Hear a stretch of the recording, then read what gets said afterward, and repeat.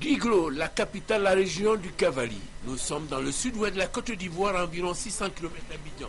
Ici sont aménagés des bas-fonds d'une superficie totale de 60 hectares pour un coût de 90 millions de francs CFA financés par la GIZ. Singularité de ces bas-fonds aménagés, le faible coût de réalisation et la maîtrise de l'eau.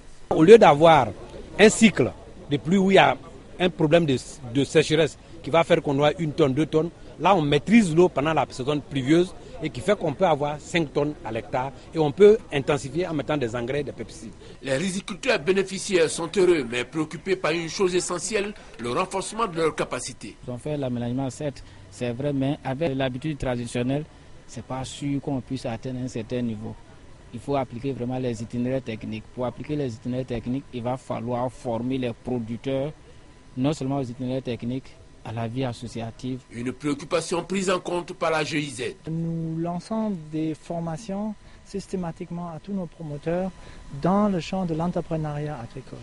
Parce que de plus en plus, les investissements dans la terre doivent être valorisés et ceci n'est pas une affaire de n'importe qui. Il faut avoir l'esprit d'un entrepreneur. Le ministre de l'Agriculture, Sangafoua Koulibaly, a fait le déplacement à Guiglo, plus précisément sur le site aménagé, pour se faire expliquer le projet et le réconcilier avec sa vision de la politique d'autosuffisance en riz. Mieux, il est venu avec 108 kits agricoles pour 151 riziculteurs.